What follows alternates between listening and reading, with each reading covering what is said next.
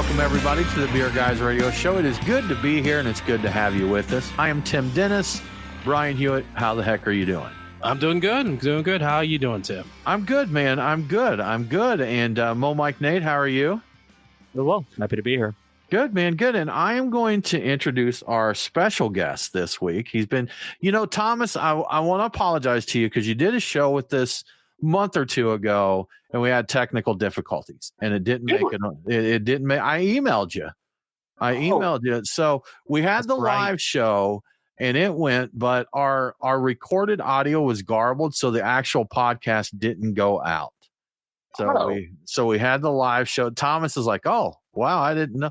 I'm breaking brought it up. He didn't breaking the news to him right now. So I invited him to join us again. I was like, hey, man, if you want to join us again soon. But I thought maybe he was mad at us that he'd wasted his time and just wasn't talking to me. So, but I can't be mad at you guys. I appreciate that, man. Thomas has got beer and pinball, so he's one of our good buddies. But Thomas is joining us this week because we have a new beer bill up in Georgia. And although this is local news, beer laws impact everybody. And we're definitely not the only state that fights for these kind of things. So we're going to, in very short order, jump into this and start the show off talking with some beer laws. Before we do that, let's talk about the beers we're drinking this week. Thomas, what are you sipping on? I've got actually two that I'm going to be sipping on tonight. First, Thirst Responder, 5% American lager. We actually traditionally lager it, so it sits in a tank for about 60 days. It's a lot of fun. I love that beer. It's one of my favorites. And then we have Brewtang. It's nothing to mess with, is it? Yeah, craft beer rules everything around me. Good stuff, man. So this one is not for children either, so just FYI. Right. Yeah, it's got an NC-17 on it. Nice. That's what I'm drinking. Good stuff. Well, guys, I'm going to go because I want to give a shout out to Tom Rhodes. And Tom hit us up on Instagram a few weeks ago. Brian shared a story about Quick Trip, the convenience store launching their own beer called Quitting Time. And we put out a cry for help to any of our listeners in Oklahoma that could get their hands on this beer that we would absolutely love to try it. And Tom was nice enough to hit us up and say, hey, guys, I'd be happy to send you some beer. So he sent Brian, you're happy because he sent you a long beer. And yes, so when did. Friday comes around, you got a long beer there.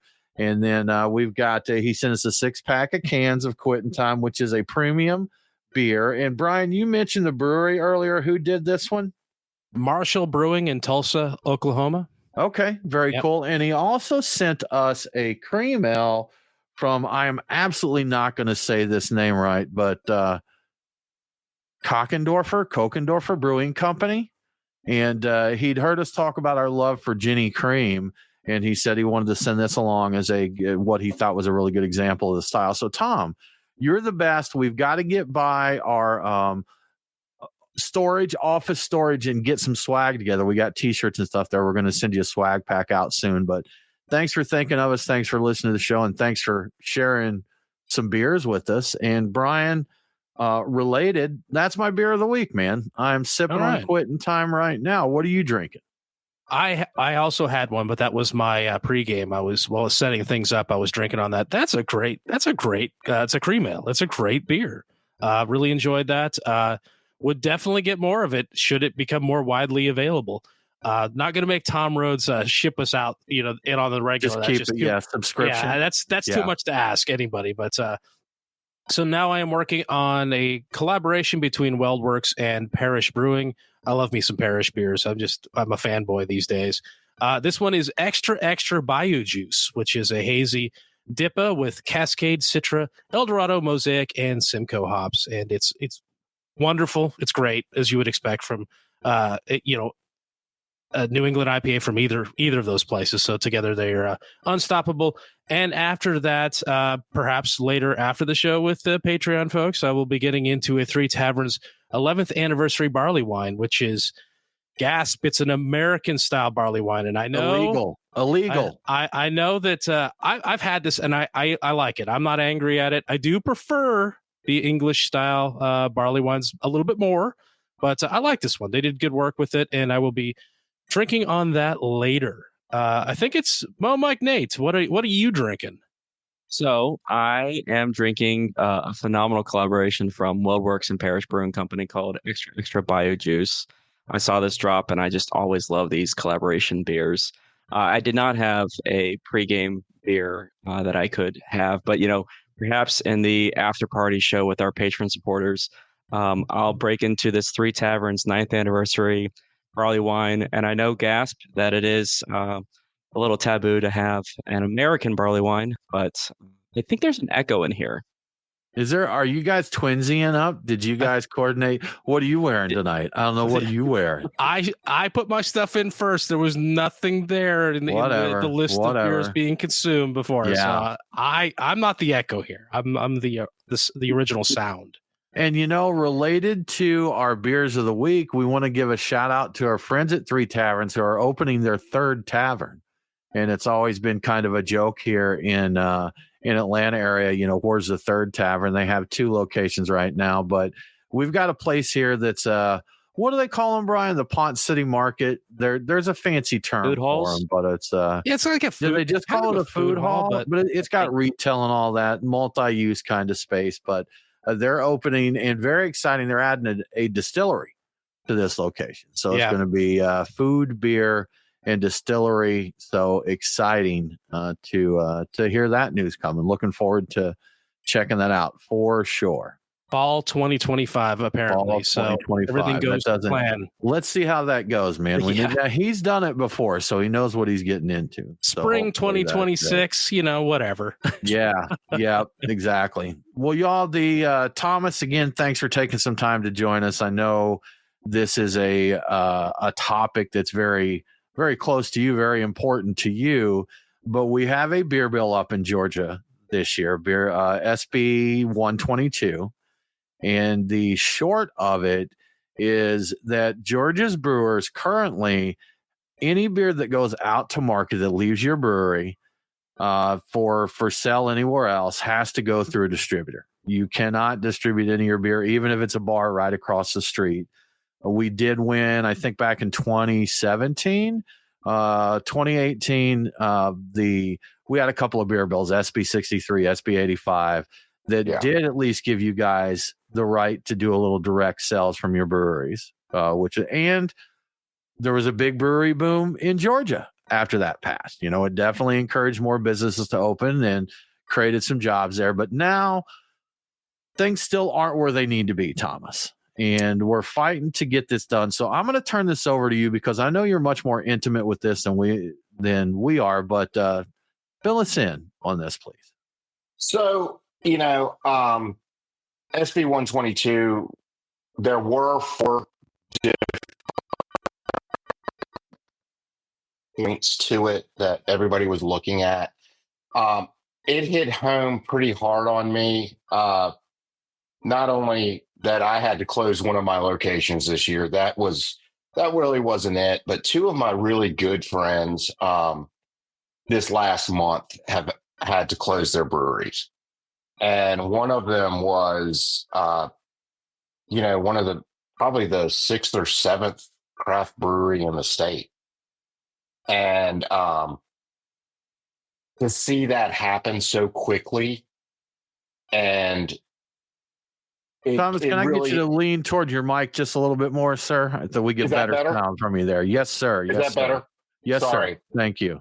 And with my friends, with them closing, it really hit home.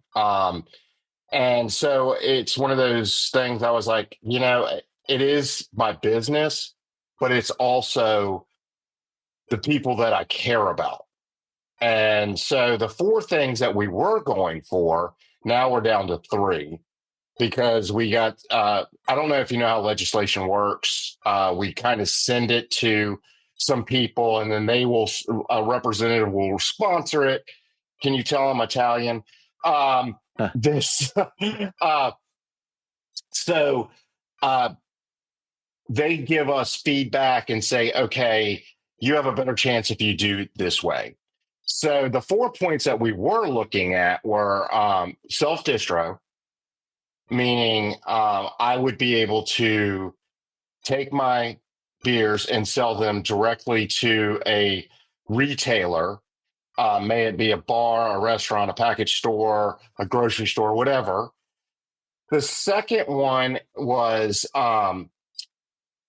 the daily cap. Right now, we can sell 288 ounces of beer to a person per day. So that equals one case of 12-ounce beers. And what we're asking for is, hey, we would like a little bit more than that. So we get people all the time that come in and say, hey, we got this birthday, we've got a wedding shower, we got this, we love Schoolhouse or whatever, and we'd love to buy one of your kegs. And I'm like, yeah, I can't do that. So I have to then be a middleman to the retailer, contact a buddy of mine at one of the package stores close to them and say, hey, this person wants a keg, they're going to come in, yada, yada, yada. It's just another step. The third that is still in is we're not unable to actually donate beer to charities. And charitable works is something at Schoolhouse. We want to be, I like to say we're servant leaders. We want to help the community as much as we possibly can. And, cash is king, but it's also what we have to have in our business to keep it running. So at the end of the day, when they come in and say, hey, can you donate a keg for this gala that we're having? And we have to say, no, we can't do it. It has to go through the distributor because it is a 3-tiered system. And the fourth was the one that got cut was franchise laws. Right now, we basically sign a contract with our distributors. And for us to get out of that, it's almost a lifetime agreement. There are some provisions in the present day, but I know of one brewery in the state that has gotten out of a franchise clause, and that was due to bankruptcy of the distributor and the brewery. So that was one of the agreements for them to be able to do that, which nobody even likes to say the word bankrupt. In business, it happens, of course. You restructure and that kind of thing. But it's hard. But so we had to cut the franchise law out. And I want to say right now, I love my distributor. My distributor does great. But let's start with the self-distro part. We live in a small town called Marietta, Georgia. We have a great square. We've got some of the best beer bars, I think, in the city. Between, there's a couple spots on the square that just kill it. And for me to sell my beer to my friends on the square, the person has to drive from Cumming, Georgia, which is about an hour away, come to my brewery, pick it up, drive it back to Cumming, invoice it, then bring it back to Marietta. So my beer's on a truck for at least 3 hours, plus in their warehouse. And then where I drive by these locations every single night. It doesn't make sense to me. First, let's just talk about everybody's worried about the environment. And especially in Atlanta with the traffic that we have, it doesn't make sense to me. It truly doesn't make sense. I kind of joke with everybody with self-distro. If the restaurant isn't on my way from the brewery to my house, which is about 8 miles, and it's on the right-hand side of the road, I'm not self-distroing. Right. And that's something, Thomas, I think, when we get into this, and this isn't going to come as a shock to anybody, but the wholesale distribution lobby is highly opposed to this. Yes. And, they're definitely putting things out that are kind of scare tactics on all this, doom and gloom that this change would bring. I understand protecting your business interests, but it's to the detriment of small businesses that this has happened. The distribution lobby has a lot of money. They have a lot of power. And, we have chased down donations before. They definitely have, some of the state legislators in their pockets there. And this is something where, like you said, you love your distributor. We're not trying to do away with distributors here. And there are small breweries that are just getting started up that have had trouble getting a distributor to take them on because they were so small that the distributors thought they just weren't worth the effort. And that puts them in a position, if a distributor does not take them on, their beer doesn't go anywhere. They can't do anything with that. And especially for, we've had a couple startup that are contract brewers or gypsy brewers where they don't really have a tap room to do any kind of direct sales. That just means they can't do sales at all. They can't move their product there.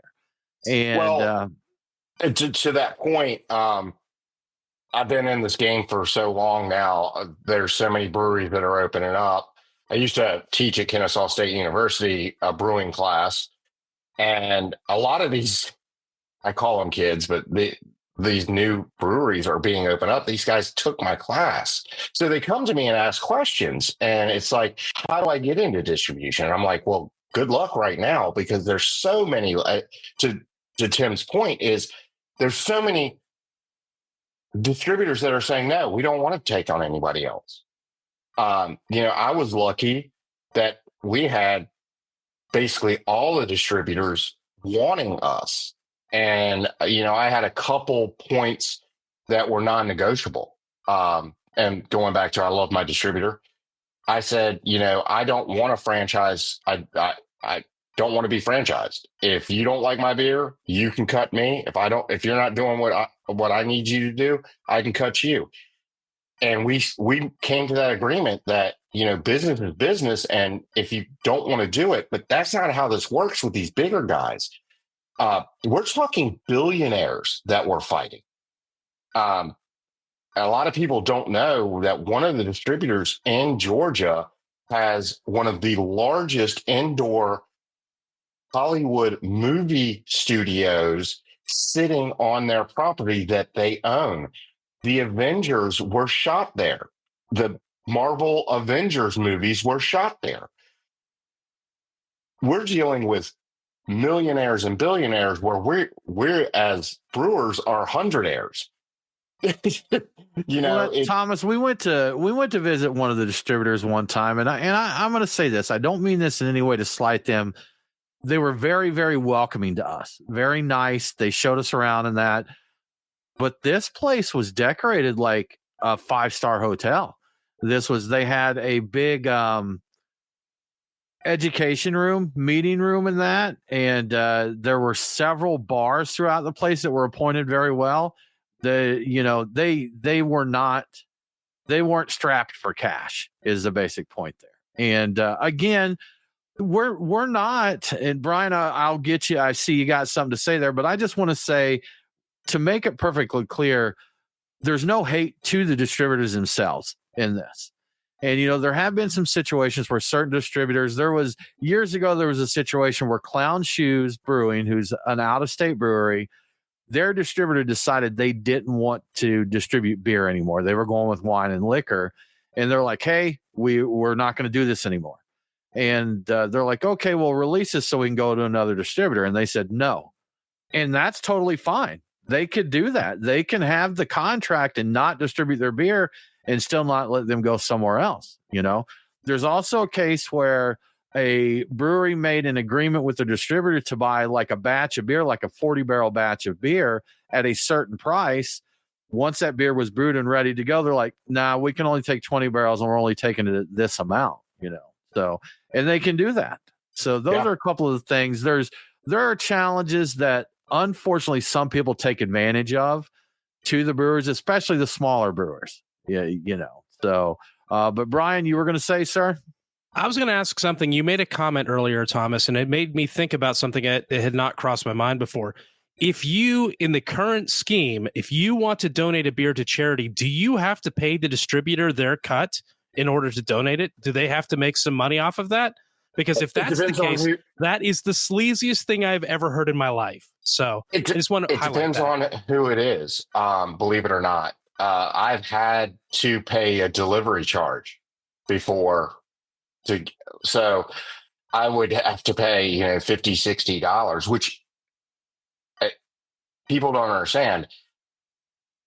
Our margins are slim in distro. And when I say slim, we're talking, 20, 30 points. And in business, 20, 30 points is a joke.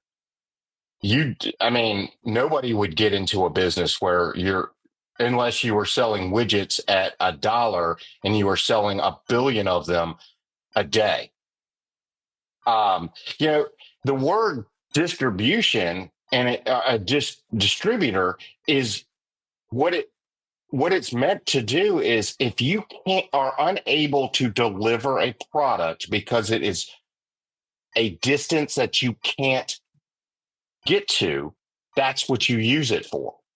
So I don't want to drive beer down to Peachtree City. I really don't. I don't want to drive it to Decatur. Hell, I don't want to drive it to Woodstock. And that's only, 15 miles, 20 miles down the road. I have enough on my plate as a business owner, as a small brewery.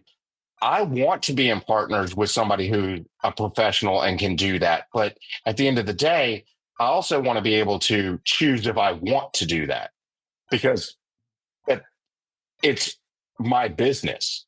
And the idea that I am beholden to this company because that's what the government says. The only thing can you think of another entity other than beer and pharmaceutical sales where we have to have someone deliver our product, that we are not responsible enough to deliver our product? And that's what they're saying is it's for public safety. I'm sorry. Have you sat on a deck in a brewery? You want to talk about public safety? It's big. Of the arguments that I've heard from the wholesaler side, none of them hold weight. But that doesn't mean that the people they tell this to are going to. The people will believe it if they tell them, and they tell them with a straight face. They'll say, "Oh, I hadn't thought about that." But it's getting to where, 80, 90 years ago when these laws were created, people believed a lot more things about this kind of stuff, than they did. And I think a lot of people have seen that breweries aren't just a hangout for a bunch of people to get drunk. I mean, that's great, but we've got, talking about Woodstock, even though you hate Woodstock, Thomas, since you don't want to drive up here and bring us beer. Hates Woodstock. But we have a brewery here, Reformation Brewery. Shout out to Reformation, but they started many, many years ago. And back in the days, Thomas, where the laws were in Georgia, you open an industrial space because that's what made sense to do. You got the cheapest real estate you could because it didn't matter if you had foot traffic because you couldn't sell to them anyhow. But they've grown with the town. They're a fixture of the community. And that is not something that is, specific to Woodstock. There's many places. Roswell down the street from us, Variant Brewing, fixture Gate City and Variant, both very important to their downtown culture. That thrives there. We've got Good Word Brewing over in Duluth, Georgia, who partners with the city to put on some great festivals. So breweries contribute a lot more to their communities than just beer. And, and yes, they are gathering places to get together and do things. And we want to see them succeed. And Thomas, we know that the craft beer industry as a whole right now is in a challenging period. We know we had a big boom, and we're seeing the repercussions of that. I think they say Gen Z doesn't like carbonation. People aren't drinking as much beer. People are smoking more weed. There's a lot of challenges. So we're not saying that this is the absolute only reason that breweries are closing, but it sure is not helping that they can't. You would keep more of your money in your pocket if you could do a little bit of self-distro. And another thing, Thomas, these small breweries, you're small but not tiny, I would say, Thomas. We're growing. We're growing each year. So I'm very proud of that. But yes. But you get a small brewery with gosh, I know there's some breweries around here that seriously, they've got like a 3-barrel brew house or something. Mm-hmm. Or, you know what? Our buddies at Atlantucky Brewing, They've got a very tiny brew house there. And, they can't brew a volume that makes sense to load it onto trucks and drive it all over town. But as they get to growing some, if they wanted to send something, you know what? They're just down the street from Mercedes-Benz Stadium. Maybe if they were allowed to take a few kegs over there, more people would discover their beer. People would go to their brewery and drink their beer. People would want their beer out there. And then they grow to a point where they do need a distributor because now they've got a bigger brew house. And now they don't want to just get stuff down the street to Mercedes-Benz Stadium. They want to get it up to, they want to compete with you on the shelves up there in Marietta, Thomas. And I think it's great. Sure. I love the idea that there's more variety in this whole thing. And the whole thing of there's ebb and flow in all businesses. Good friend of mine once told me, there's a difference between a trend and a fad. A fad is like those cupcake communities, so that's cupcake stores. So that makes sense. Right. Yeah. They were on every single corner, but a trend sticks around. Starbucks coffee is a trend. It's going to be around forever. It's just, what does it look like? And we have the ability to take this and say, hey, don't limit my barrier of entry or the ability for me to be successful. And that's where I get really turned on this. Because at the end of the day, it's a business. Let us do business. And the state of Georgia is always talking about it's the best place to be a small business. It is. It's amazing to be a small business in Georgia. However, when the wholesalers, the president of the wholesalers committee, their lobbyist, said, we feel really bad for these breweries, but just because a brewery closes doesn't mean we have to change the laws. It's not a brewery. We're talking about almost 10% of the breweries closed last year. Put that in perspective. Put that number in perspective. 10% in the last year. Because, heck, we saw 3 of them close this week. Yeah, exactly. That's something that Thomas, what was it, 15 last year, Brian? 3 so far this year. That's what's being reported. 15 last year. Yeah. Reminder: we're not even through. We're not even through the month of February yet. So we've already had 3 close. But there's breweries that impacted by these laws because we have had some changes. But we were talking, Thomas. You come on Reddit. We're doing on the Reddit ATL beer. We're doing a beer history. Revisiting some of our breweries of the past there. And a recent one that we featured was 5 Seasons Brewing. And Crawford Moran was one of the founders of 5 Seasons. Crawford and John Roberts and, Spike from Terrapin. And, Terrapin grew up to be a huge brewery that, they sold to big beer. But they started by a couple of guys in a garage brewing beer, just like a lot of these other places did. But they've closed, through the problems with the laws. And, we've seen Red Brick Brewing, which at one time was the oldest operating brewery in Georgia. They were Red Brick and they were Atlanta Brewing Company and then back to one of the others. But, we've seen Anderby. We've seen Backpaddle, good folks over in East Georgia there. We've seen Best End very recently that closed. It's down in an area, bigger staff. There's a lot of challenges outside of distribution.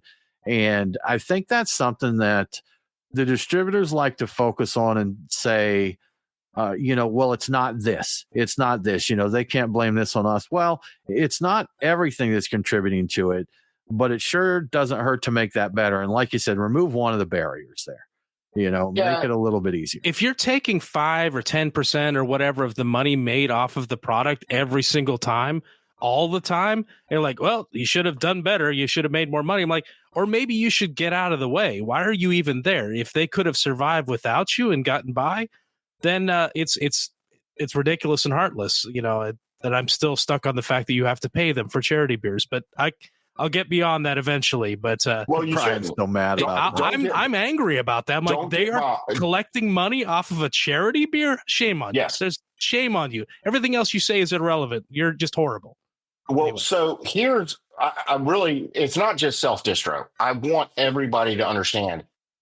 Please understand this is not about just about self-distro. This is about respect and understanding that we're not children. That the wholesalers say, well, we pay taxes on it. Well, so do we. We pay excise taxes on every beer that's sold in our tap room. Did you know this, though? The brewery is the only one that pays the federal excise tax. The distributors don't. I did not know that. So we pay more taxes than the distributors. So your argument that you're making sure that the government gets paid, I could say a couple of choice words. I know this is a family-friendly show. But the other side to that is, I go back and say, this isn't about, it's not just about antiquated laws. It's about treating us with the due respect of true business people and being able to say, hey, we're able to pay our taxes. The whole public safety thing, making sure that no kid gets beer. Do you think that we're just slinging beers to anybody that walks in? Thomas wants the right to deliver to the local daycare. The retailers have to card people. The retailers are enforcing that. The distributors aren't doing a stinking thing about that. I bet you they don't card a single person when they drop off beer. So that's just BS. Can't confirm they do not. Right. Yeah, exactly. And It's such a lie. Never it's carded such a anybody. Lie. Everything is such a lie. You know, Thomas, you commented that it's not only about antiquated beer laws, but these are antiquated laws. You know, we're talking nearly 100 years old where these. Oh, these are prohibition laws. These are truly prohibition laws. And I'm not sure if people know really why the 3-tier system got into place. And Thomas, I've read up on this. I think I have all of these notes, but please correct me if I'm wrong. But way back before the 3-tier distribution system, there was an issue where large companies had what they called tied houses. Yes. And basically, you would have a big, powerful company that owned production, distribution, and sales. And it even got to the point like pre-prohibition, they started doing kind of baby steps into it to where you had to have a special license to operate there. And it got to the point where these licenses were crazy expensive. And it was really done to discourage someone having a saloon or a bar. Well, you'd have John Smith's Brewing Company come in and said, hey, I tell you what, I'll pay for your license, but you only serve my beer. And they're like, okay, because the other option was you close your doors there. So they would cover the license, but they basically owed them. They were tied to them through that. So these laws, when they were created, at least on the surface, they were supposed to protect you from having these tied houses and to make a more competitive landscape within the beer. How they got to the point to where you've got these franchise laws where a distributor owns you, and it's really right back to the point where the distributors have all the power. I don't know. But they were put into place to kind of prohibit what they're doing now by having that level of control over anybody. Yes. So pre-prohibition, that's how it started. It was more of the keep the oligarchy in line kind of thing. But in post-prohibition, and I can't speak to all the distributors in Georgia, but I can speak to, I'm from North Carolina. Home of NASCAR, and I'm going to tie this in. NASCAR started because these were bootleggers, and they started running beer, and they started racing, and then they raced and raced and raced and raced and raced, and then Prohibition got nixed. They still wanted to race, right? Does that make sense? Well, I'm with you. So, but the people that were making the liquor, the government went to them and said, hey, you're not going to be able to keep moonshining. You're not going to be able to be a bootlegger any longer. However, how about this? We'll give you a license, and you are the only ones that can deliver the beer, the wine, the spirits to different locations. You will be the distributor. So the bootleggers, the moonshiners said, okay, that's great, but we have some provisions. And those provisions would be franchise laws that the price, I mean, truly the price of a distribution license is crazy. It truly is. And the argument that they're protecting me from macro breweries, I'll tell you, the Budweiser plant in Cartersville has no want nor need to distribute their own beer. They have a hard enough time to make sure that I think I have a friend that works in the logistics part of that. They send out like 18 tractor trailer trucks of Budweiser per week to Atlanta only. Not surprising. Yeah. Not surprising, but they can't deliver that beer. No, and they don't want to. That's the same thing with, you know, you know what? You may have some breweries that decide they're like, hey, we can self-distribute. Well, then we want to own the distribution channel as well. But I don't know the exact provisions in the bill, Thomas, but they are looking to put limitations on this. They're not just trying to take this totally away from the distributors, correct? I agree. It's 100-mile radius, which I think that's even just a crazy number, because 100-mile radius, if you really think about that, that's a lot. Almost the state. Right. You're doing a lot. Probably not. Most brewers won't care to do that. No chance anybody's going to actually find that a restriction that they can't get past. Yeah. Yeah. I mean, that's and we're also looking at caps of not as great as even North Carolina. Like North Carolina, you can distribute up to, I think it's 30,000 barrels. I mean, that's a lot of liquid, gentlemen. Yeah. I mean, I don't know how many breweries. We probably only have a few breweries in Georgia that brew that in an entire year. So, you would probably be surprised. There is. I know we got Creature, Scofflaw, Sweetwater. Nah, Sweetwater is probably the only one. Over 30,000. I know I saw some heavy numbers. So there you go. That's one of the important things, I think, we're talking about self-distributions, and like we're arguing about it as though like we can handle it. Well, here's the thing, and this is an important thing that I saw Joseph Cortez, the director of the Craft Brewers Association for Georgia, mentioned recently in an interview. There are 40 states out there, including the District of Columbia, that all have allowed for self-distribution.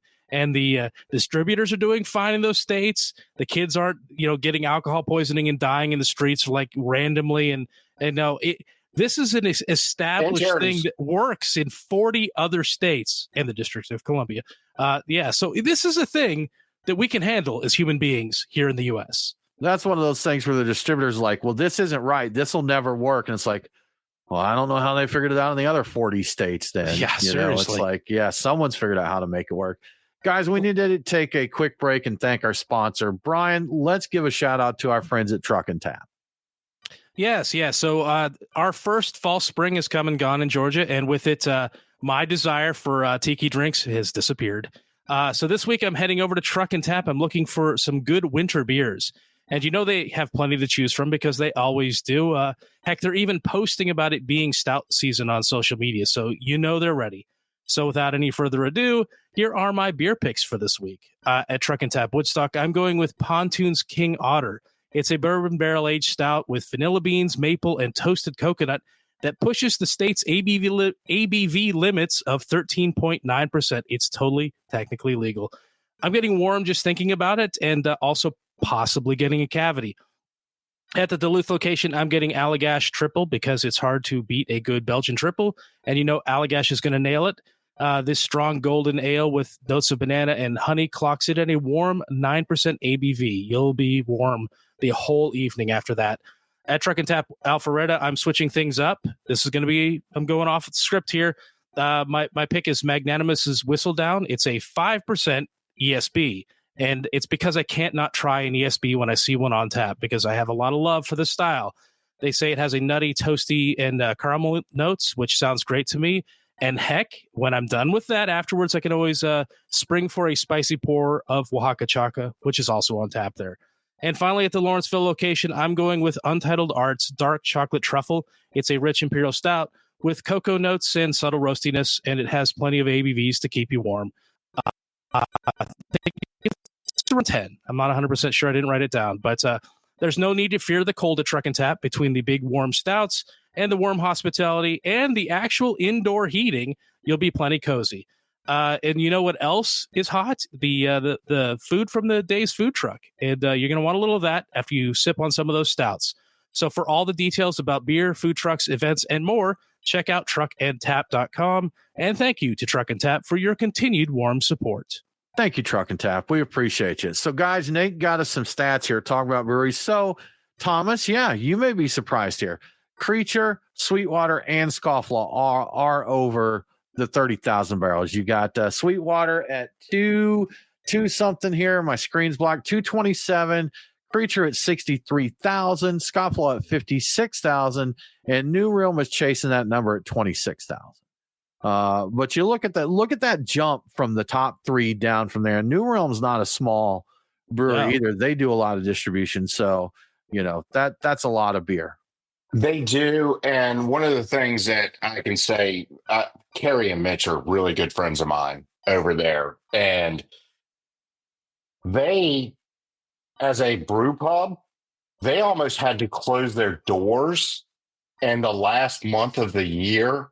I think it was 2023, because they were approaching the cap on how much they could sell direct to the public.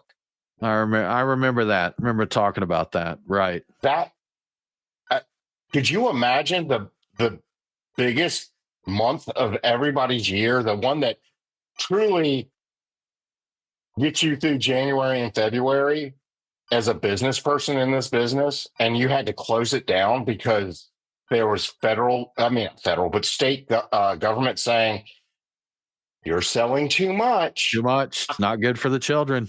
Can't do it. Can't do it. But you're getting taxes on it. I just cannot imagine.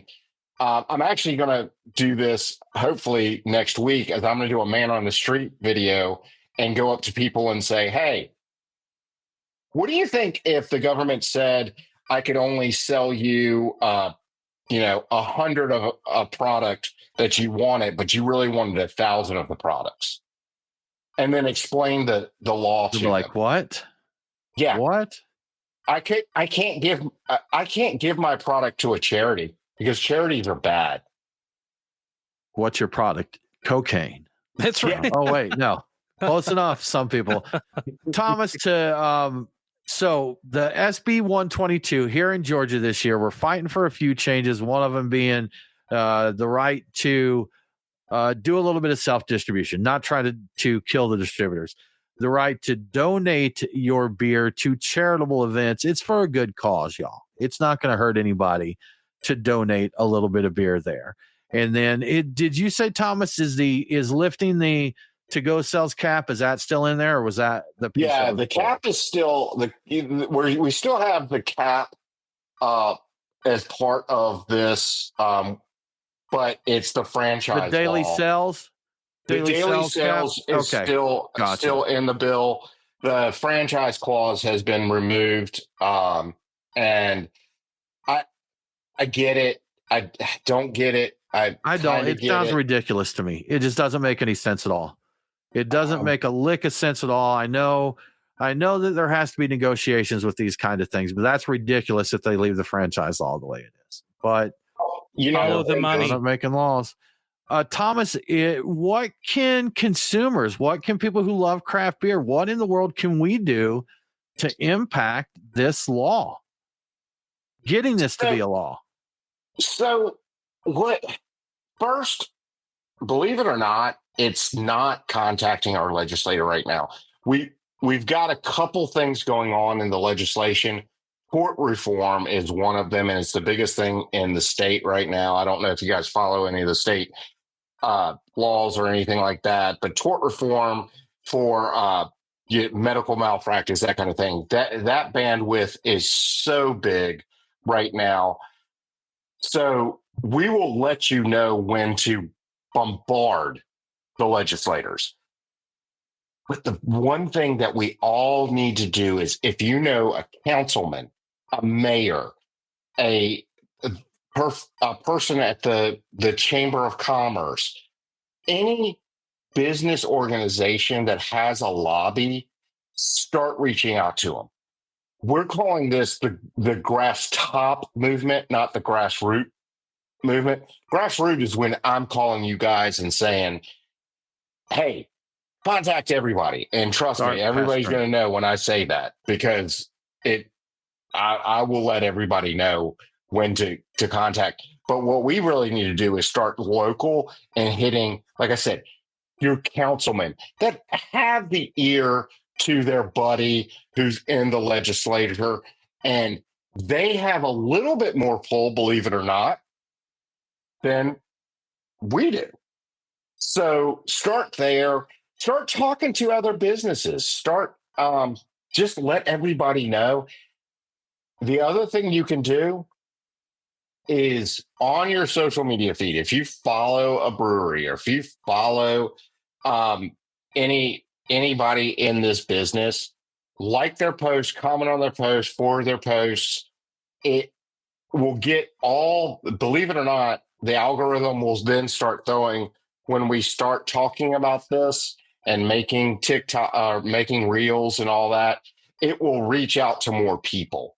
And when more people see it, give you an example, I've been doing a series on what this bill is. So follow us on Schoolhouse Beer, Instagram, Facebook, TikTok, Only Farmers, a couple other.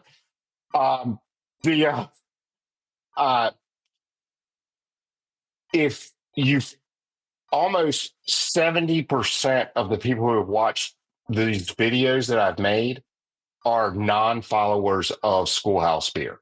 So Schoolhouse Brewing. So I'm getting that information out. People just need to know, in this day and age, they're sick of big government telling us what to do.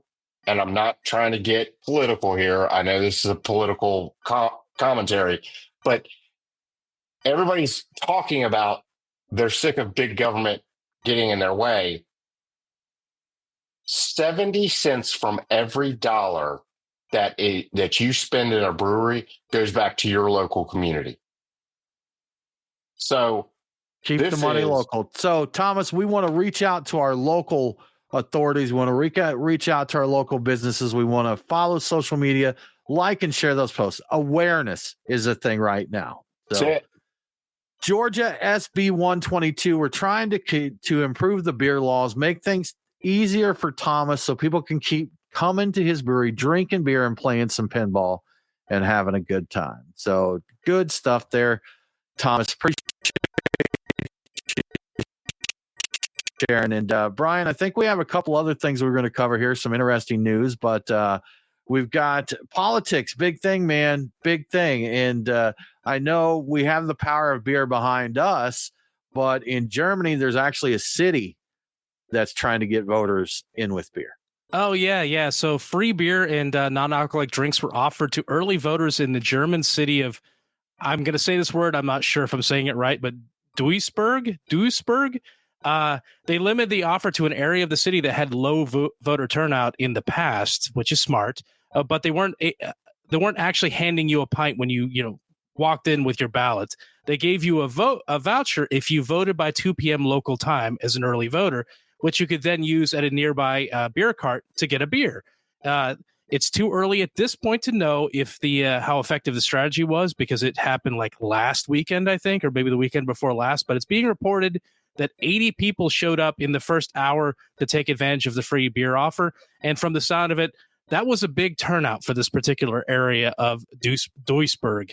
I know that would never fly here in the U.S. because people have gotten into trouble just handing out bottles of water to people standing in line in the heat and in certain voting conditions. But it's such a great idea. If you want to actually get people out, like, give them a beer afterwards, it's too bad that things like this that we just talked about with the beer laws is not something that can be voted on by people. Yeah. Because, can you imagine? It's like, should this business have the right to distribute the products it creates?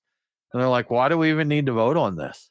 It would. The answer already. Why are you asking us? Yeah. Do what's obviously right. Yeah. I think, Thomas, did you do the thing like during the presidential elections? If they brought in their "I voted" sticker, you get. I know I saw several breweries they give away. I think there were tacos given away, and some breweries did. We'll give you a pint if you wear your "I voted" sticker, things like that. So.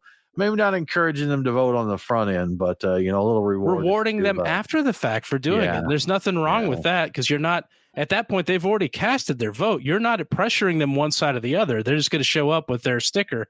They're going to tell you who they voted for. I get in enough trouble with my views and my I stir the pot way too much. So some days it's good that Justin's around that he sets my sail in the right direction.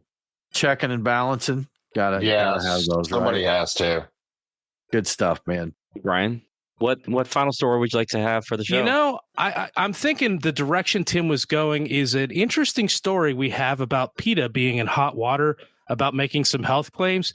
This is easily the weirdest story of the week. In a YouTube video recently, PETA claimed that the beer consumption can prevent bone loss and osteoporosis due to its silicon content.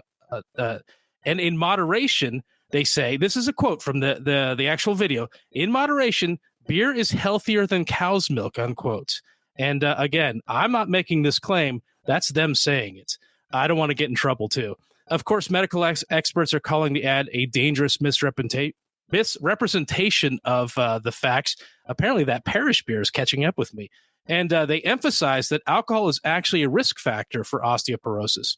The PETA ad likely gets its ideas from a published study in the Journal of Science of Food and Agriculture, which analyzes the levels of silicon in 100 commercial beers from North America and Europe. What the story does not do is attempt in any way to connect the silicon they find in beer to bone health or bone density. The study found that beers contain an average of 29.4 milligrams per liter of silicon, with IPAs having the highest content at 41.2 milligrams per liter of silicon. So, like, if you're interested in the amount of silicon in beer, like that's a strategy for you. If that's something you're into, drink IPAs.